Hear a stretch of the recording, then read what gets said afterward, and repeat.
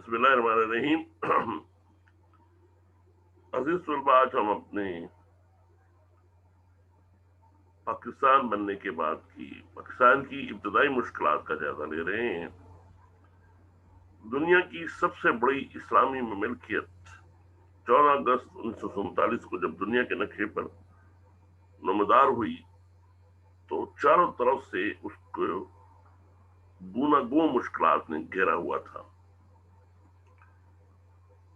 ان میں سے جو اہم ہیں مشکلات، ان کا ہم ذکر کر رہے ہیں۔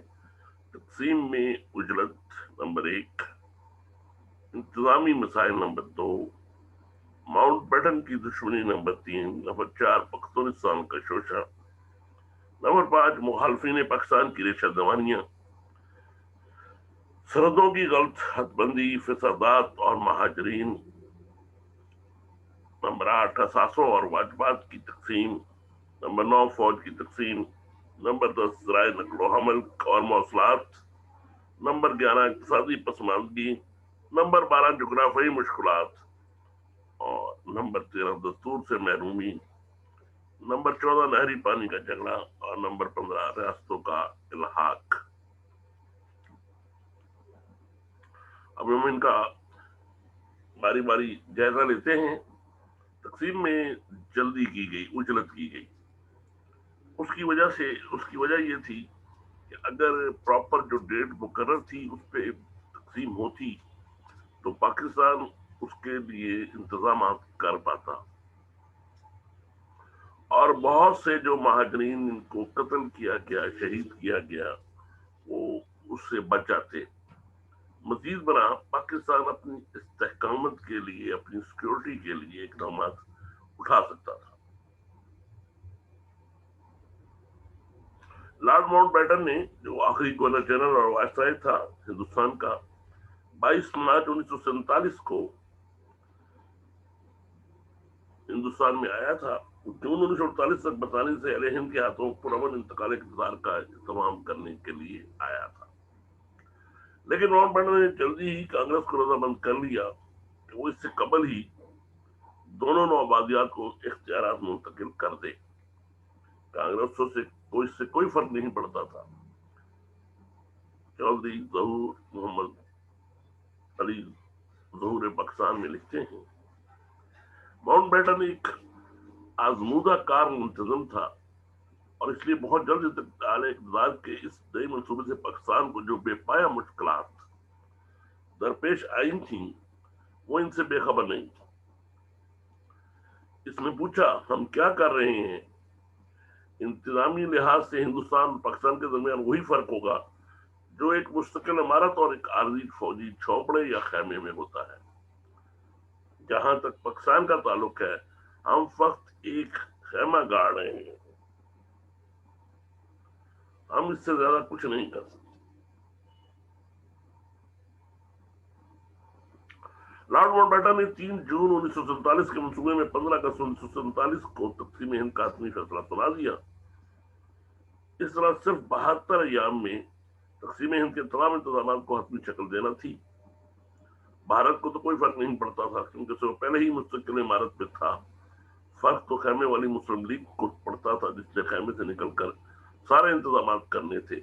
البتہ اس اجلت سے ایک فائدہ ضرور ہوا کہ نئی مملکت پاکستان کو بانی پاکستان قائد اعظم محمد علی جناح کو 1 سال کی زندگی نے مہلت دے دی، اور وہ پاکستان کو اپنے قدموں میں کھڑا کرنے میں کامیاب ہو گئے۔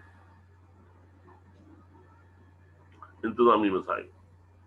19 جون 1947 کو فیصلہ کیا گیا کہ کراچی کو ریاست پاکستان کا دارالحکومت بنایا جائے۔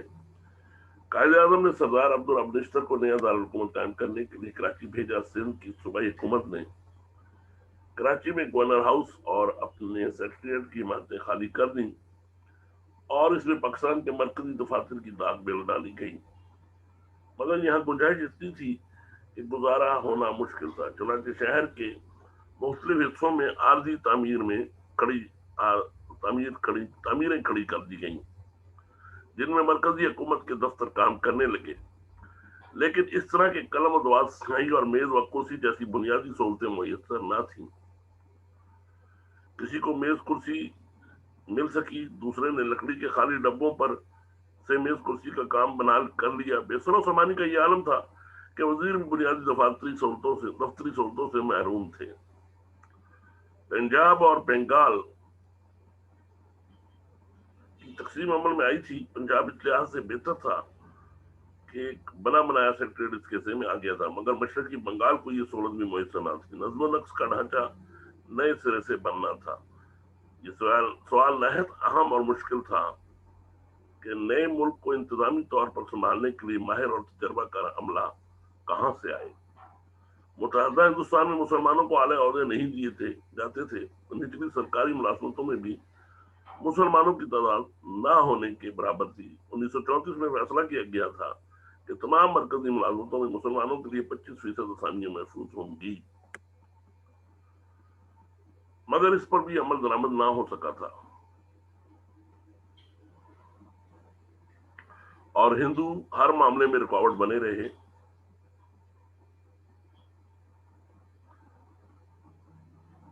सिविल सर्विस के 81 मुसलमान अफसर पाकिस्तान के हिस्से में आए। जो छोटे मुसलमान सरकारी मुलाजिम पाकिस्तान आए, इनको आला ओहदों का कोई तजर्बा न था। जो इनको दिए गए निस्बतन जो 13 अफसरों को फौरी तरक्की देकर कलीदी असामियों पर लगाया गया। बहुत से अंग्रेज अफसरों और टेक्नीशियन अफराद को इनके ओहदों पर बरकरार रखा गया। मरकजी सेक्रेटरीट में साजो सामान की कमी के अलावा पूरा अमला भी मौजूद न था। दिल्ली से मरकजी मुसलमान सरकारी मुलाजमीन अपने खानदान से 25,000 अफराद पर मुश्तमिल थे। 14 अगस्त तक बमुश्किल एक तिहाई अमला कराची पहुंचा। मरकजी हुकूमत का रिकॉर्ड और हजारों मन सामान भी कराची मुंतकिल होना था। अमला और सामान को पहुंचाने के लिए स्पेशल रेलगाड़ियां चलाई गईं, लेकिन रास्ते की हिंदू और सिख आबादी ने रेल की पटरियां उखाड़ दी, सामान जला दिया, मुसाफिरों का कत्लेआम किया। लिहाजा स्पेशल ट्रेनों का प्रोग्राम मुलतवी करना पड़ा। हुकूमती मशीनरी में खला की वजह से नज्म नक्श चलाना मुश्किल हो रहा था।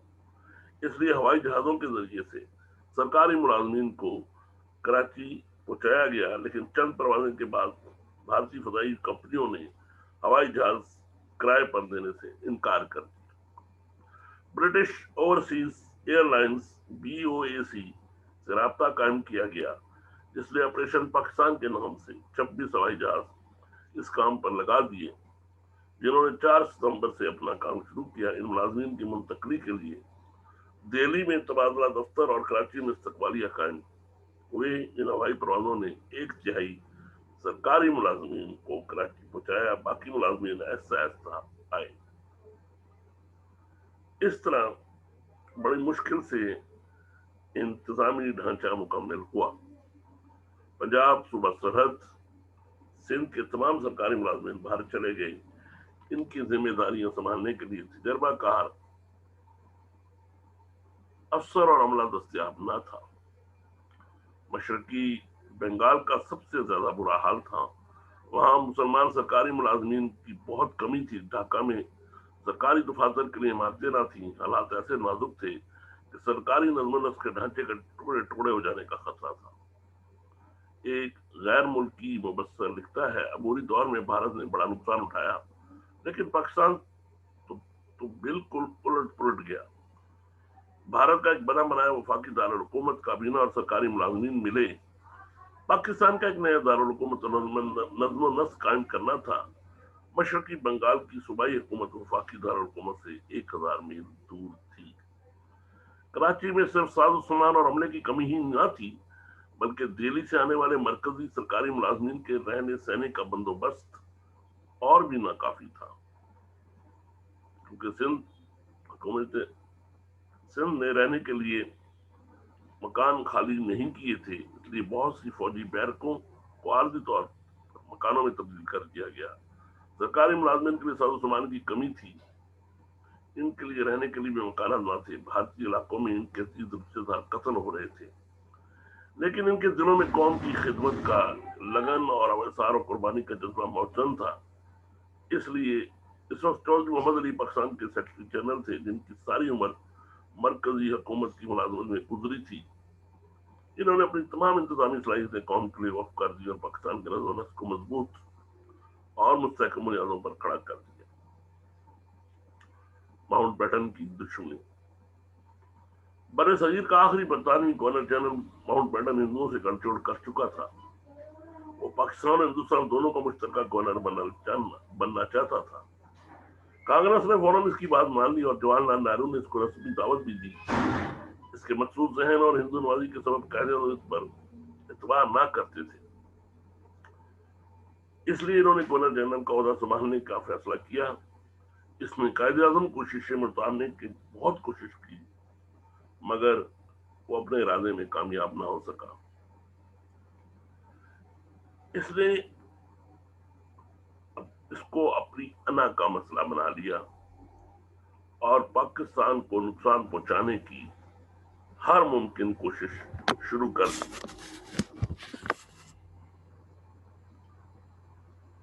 اس نے 2 جولائی 1947 کو صاف صاف کہہ دیا کہ پاکستان کو اس فیصلے کی بھاری قیمت ادا کرنی پڑے گی۔ ماؤنٹ بیٹن قابل نفرت حد تک مغرور انسان تھا۔ اس کی اقتدار کی خواہش بالکل بے لگام تھی۔ اسٹیفنس لکھتا ہے کہ ایک پریس کانفرنس میں اس فیصلے کا ذکر کیا گیا تو ایسا لگتا تھا کہ جیسے ماؤنٹ بیٹن کی انا کو دھچکا لگا ہے۔ انا اس کی کمزوری تھی، اگرچہ ہم سب خیال کرتے تھے کہ ایک شخص چاہے کتنا بھی قابل ہو کیوں نہ ہو، وہ 2 نئی ملکیتوں کا مشترکہ گورنر جنرل بن کر مؤثر کردار ادا نہیں کر سکتا۔ ماؤنٹ بیٹن ایک زخمی جانور کی طرح اپنے اثر و رسوخ کو ہر مرحلے پر پاکستان کے خلاف استعمال کرتا رہا۔ وہ ہندو میں بڑا مقبول تھا۔ بھارت کے یوم آزادی کے دن دہلی کے ہندو عوام نے ماؤنٹ بیٹن کی جے کے نعرے لگائے۔ اس کی بھارت نوازی کا اندازہ بھارت کے پہلے وزیر اعظم جواہر لال نہرو کے 21 جون 1948 کے ان الوداعی کلمات سے بخوبی ہو جاتا ہے جو اس نے ماؤنٹ بیٹن کی دہلی سے روانگی کے وقت استعمال کیے۔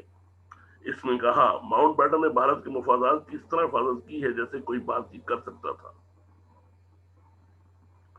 اس نے مسلمانوں سے اس لیے انتقام لیا کہ انہوں نے اس کو دونوں ملکیتوں کا مشترکہ گورنر جنرل بنانے سے انکار کر دیا تھا۔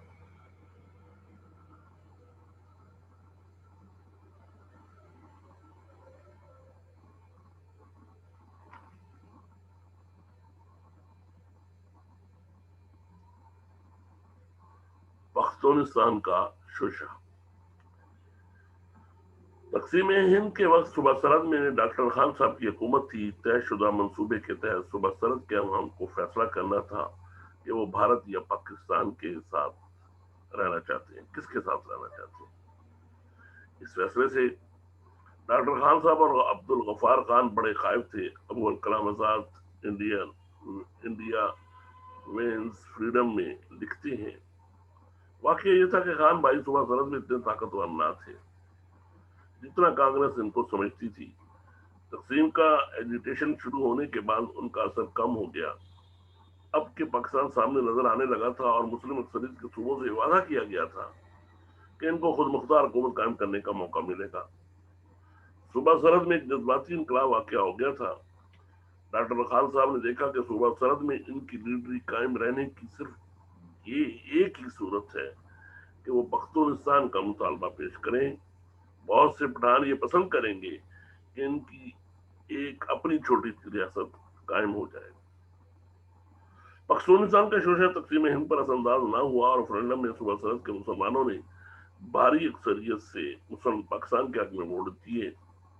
البتہ افغانستان نے پختونستان سے دلچسپی لینا شروع کر دی اور دعویٰ کیا کہ دریا سندھ کے مغرب میں افغانوں کی آبادی ہے اور ان لوگوں کو اپنے مستقبل کا فیصلہ کرنے کی اجازت ہونی چاہیے۔ اس طرح پاکستان کے معرض وجود میں آنے کے ساتھ ہی پختونستان کے شوشے کی وجہ سے اپنے ہمسائے ملک افغانستان سے تعلقات کشیدہ ہو گئے۔ افغانستان پختونستان کے ڈھونگ سے اس وقت باز آیا جب پاکستان اپنے قدموں پر کھڑا ہو کر ترقی کی منزل پر گامزن ہو گیا اور افغانستان یہ سمجھنے لگا کہ اب اگر پختونستان کے بارے میں رائے دی گئی تو افغانستان میں بسنے والے افغان بھی پاکستان کے حق میں ووٹ دیں گے۔ جو پاکستان کو افغانستان پر ترجیح دینے لگے۔ پختونستان کے بارے میں چودھری محمد علی ظہور پاکستان میں لکھتے ہیں، اس صوبے کی آبادی میں مسلمانوں کا تناسب 92% تھا۔ اگر ہندوستان کا سیدھا مقابلہ پاکستان سے ہوتا تو عوام نے پاکستان ہی کی حمایت کرنی تھی۔ اس لیے گاندھی نے پختونستانی آزاد شمال مغربی سرحدی صوبے کا شوشہ چھوڑا۔ بظاہر یہ بات بہت عجیب معلوم ہوگی کہ وحدت ہند کا پیغمبر، جس کے نزدیک مطالبہ پاکستان بھارت ماتوں کو زندہ پھاڑنے کے مترادف تھا، مزید ایک اور آزاد ملت کے قیام کی وکالت کرے۔ لیکن یہ حکمت جنگی چال تھی جس کا مقصد پاکستان کے علاقوں کو گھٹانا اور اس کے گرد گھیرا ڈالنا تھا۔ بعد میں جب ریاست جموں کشمیر کے بارے میں کانگریس کے عزام بروئے کار آ جاتے تو پھر شمال مغربی سرحدی صوبے کو، جو کشمیر سے متصل تھا، انڈین یونین میں دوبارہ شامل کیا جاتا تھا۔ مخالفین پاکستان کی ریشہ دوانیاں۔ نیشنلسٹ مسلمان تحریک پاکستان میں مسلم لیگ کی مخالفت میں کمر بستہ رہے۔ پاکستان ناگزیر تاج میں لکھا گیا ہے، حقیقت یہ ہے کہ مسلم لیگ اور کانگریس کے درمیان سمجھوتے میں ہمیشہ یہ نیشنلسٹ مسلمان ہی اڑے آئے۔ اگر یہ درمیان میں نہ ہوتے تو ہندو مسلم مسئلہ ہرگز اتنا پیچیدگی اختیار نہ کرتا۔ نیشنلسٹ مسلمانوں کی در اندازیوں کے بغیر جو تقسیم ہوتی وہ مسلمانوں کے حق میں اس سے بہتر ہوتی جیسی کہ ہوئی۔ پنجاب میں یونیسٹ پارٹی مسلم لیگ کی مخالفت میں پیش تھی۔ 1946 کے انتخابات میں یونیسٹ پارٹی نے 22 نشستیں حاصل کر کے پنجاب میں ملک خضر یا ٹیوانا کی وزارت بنائی تھی، لیکن وہ 1 سال سے زیادہ عرصہ نہ چل سکی۔ سندھ میں جی ایم سعید نے مسلم لیگ سے علیحدگی اختیار کر کے کانگریس کے ساتھ جوڑ توڑ شروع کر دیا اور 1946 میں سندھ میں مسلم لیگ کی وزارت سازی میں رکاوٹ کا باعث بنے۔ سرحد میں خدائے خدمتگار سرخ پوش خان بھائی پاکستان کی مخالفت پر ادھار کھائے بیٹھے تھے۔ جب وہ پاکستان کے باوجود آنے سے نہ روک سکے تو انہوں نے پختونستان کا نعرہ بلند کر دیا۔ انگریزوں، ہندوؤں اور پاکستان خلاف مسلم جماعتوں کی مخالفت کے باوجود مسلم لیگ نے پاکستان کی جنگ جیت لی۔ پاکستان بنتے ہی پاکستان مخالف مسلم جماعتیں عملاً مردہ ہو کر رہ گئیں، لیکن بدقسمتی سے مسلم لیگ خود انتشار کا شکار ہونے لگی۔ پنجاب میں دولدانہ اور مملوٹ گروپوں کے درمیان محض لڑائی شروع ہو گئی اور وہ ایک دوسرے کی ٹانگ کھینچنے میں لگ گئے۔ صوبہ سرحد میں خان عبد القیوم خان اتحاد کی فضا قائم نہ رکھ سکے۔ سندھ میں یوگ کھڑو اور پیر الائی بخش کے گروپس میں آپس میں ایک دوسرے کے خلاف محض لڑائی قائم کر لی، اور اس طرح مسلم لیگ کو اپنی مارکہ رائی نے حکومت کے لیے کئی مسائل کھڑے کیے۔ نیکسٹ ہے جی سرحدوں کی غلط بندی۔ پنجاب اور بنگال کو تقسیم کرنے کے لیے 2 کمیشن قائم کیے گئے تھے۔ باؤنڈری کمیشن،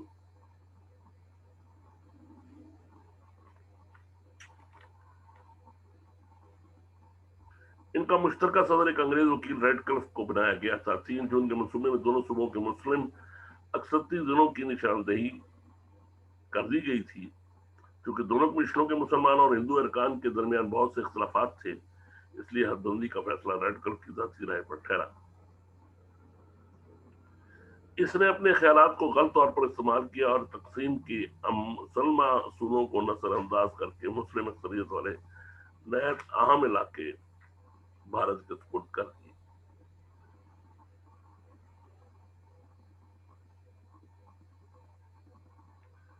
باؤنڈری کمیشن کے بارے میں سید حسن ریاض پاکستان ناگزیر میں لکھتے ہیں، دونوں مملکتوں کی سرحد کے تعین کے لیے 3 جون کے منصوبے کے مطابق 2 حد بندی کمیشن قائم کیے گئے، ایک بنگال کی تقسیم اور آسام سے سیلٹ کی علیحدگی کے لیے اور دوسرا پنجاب کی تقسیم کے لیے۔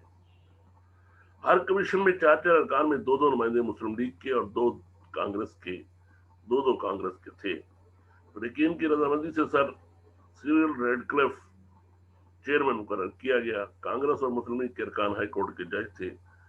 گال کمیشن کے ارکان Abu Saleh Mohammad Ikram, S M Rahman, justice C C Biswas, B K Mukherjee اور بنگال کمیشن کے ارکان Abu Saleh Mohammad Ikram, S A Rahman, justice C C Biswas, B K Mukherjee اور پنجاب کے دین محمد منیر، مہار چند مہاجن اور تیج سنگھ تھے۔ ارکان کمیشن کے درمیان سخت اختلاف تھا۔ بالآخر یہ طے ہوا کہ چیئرمین فیصلہ دے۔ چیئرمین نے جو فیصلہ دیا وہ ہر طرح پاکستان اور شرائط تحقیقات کے خلاف تھا۔ گرداسپور مسلم اکثریت کا ضلع تھا لیکن وہ بھارت سے ملا دیا گیا۔ فیروزپور، جلندھر اور امرتسر کے ضلعوں میں مسلمان اکثریت کی آبادی کے علاقے میں بھی پاکستان کو نہ دیے۔ نہریں پاکستان میں اور ان کے فیروزپور اور مادھوپور کے ہیڈ ورکس بھارت کے پاس چلے گئے۔ مشرقی بنگال کے مالدہ آباد کے ضلع پاکستان کو نہ دیے گئے۔ کلکتہ کے دفاع کی خاطر دونوں ملکوں کی مشترکہ سرحد کلکتہ سے 65 میل مشرق کی طرف مقرر کی گئی، لیکن لاہور کے دفاع کا کوئی خیال نہ رکھا گیا اور مغربی پاکستان اور بھارت کی سرحدی لائن لاہور سے 14 میل مشرق کی طرف کھینچ دی گئی۔ بھارت کے نائب وزیر اعظم سردار ولابھ بھائی پٹیل نے 1950 میں انکشاف کیا کہ وہ اور کانگریس برصغیر کی تقسیم پر اس یقین دہانی پہ اختیار تھی کہ کلکتہ کا شہر بھارت میں شامل رہے گا، لیکن اس نے معاہدے کی دوسری شرائط کے بارے میں کچھ نہ کہا اور نہ یہ بتایا کہ کن کے درمیان طے پایا ہے۔ ایک موقع پر ریڈکلف نے خود اعتراف کیا کہ اس نے ملکہ اکثریتوں کو دوسرے ناصر کے نام پر نظر انداز کیا۔ اس غیر منصفانہ حد بندی سے پاکستان کے لیے بہت سے ایسے پیچیدہ مسائل پیدا ہوئے جو اب تک حل نہیں ہو سکے۔ فسادات اور مہاجرین۔ ہندو جب پاکستان کے قیام کو نہ روک سکے تو اس نے فسادات برپا کرنے اور لٹے پٹے مسلمانوں کو پاکستان میں دھکیلنے کا منصوبہ تیار کیا تاکہ پاکستان کی نئی ریاست کو بھرپور دھچکا لگایا جائے اور اس پر اس قدر بوجھ ڈالا جائے کہ اسے اپنے پیروں پر کھڑا ہونے کا موقع نہ ملے۔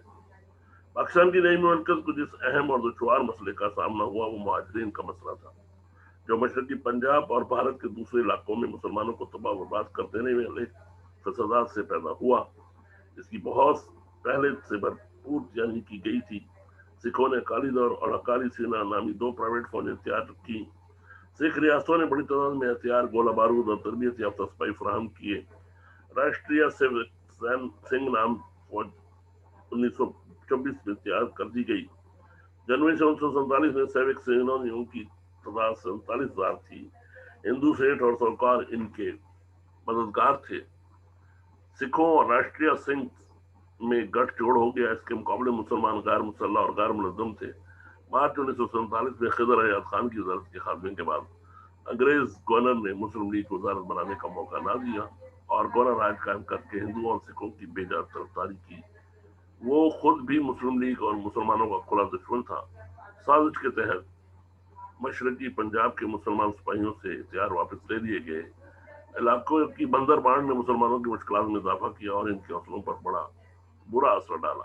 یہ سب کچھ منظم سازش کا حصہ تھا۔ بر صغیر کے مختلف حصوں میں فسادات کی ابتدا 1947 کے آغاز میں ہو چکی تھی۔ پنجاب میں فسادات کی پہلی لہر مارچ 1947 میں آئی، جس میں ہندوؤں اور سکھوں کا بڑا نقصان ہوا اور اسے گھبرا کر کانگریس نے 8 مارچ 1947 کو پنجاب کی تقسیم کی قرارداد پیش کر دی۔ اصل اور منظم فسادات چند ماہ بعد شروع ہوئے اور سارے مشرقی پنجاب میں پھیل گئے۔ ریلیں کٹنے لگیں، مسلمان مردوں اور عورتوں اور بچوں کا قتل عام شروع ہوا۔ مسلمان دیہاتوں اور بستیوں کو آگ لگا دی گئی۔ سکھوں نے مسلمانوں کو زندہ آگ میں جلایا، ماؤں کی گود میں بچوں کو ذبح کیا۔ وہ شیخ اور بچوں کو ہوا میں اچھالتے اور بچوں پر لے لیتے۔ سکھوں پر مسلمانوں کو قتل کرنے کا ایک جنون سوار ہو گیا، لہذا مسلمان پاکستان کا رخ کرنے لگے۔ سکھوں نے مہاجرین کے قافلوں پر بھی حملے کیے اور بہت سے قافلوں کا ایک فرد بھی جان بچا کر پاکستان نہ جا سکا۔ ابتدائی 3 ماہ میں 55 لاکھ مہاجرین پاکستان میں داخل ہوئے۔ ان کا سارا زور پاک پنجاب پر تھا۔ ایک اندازے کے مطابق تقریباً 65 لاکھ مسلمان ترک وطن کر کے آئے، جبکہ ہندوؤں کی تعداد 55 لاکھ تھی۔ فسادات میں شہید ہونے والوں کی تعداد 5 لاکھ تھی۔ ہزاروں مسلمان عورتوں کو اغوا کر دیا گیا۔ یہ جو ہم نے بتائے ہیں آپ کو مسائل، یہ وہ مسائل ہیں جن کی وجہ سے پاکستان کو بالکل ختم کرنے کی ایک کوشش تھی۔ باقی مسائل کا ذکر ہم انشاءاللہ اپنے دوسرے کل لیکچر میں کریں گے۔ السلام۔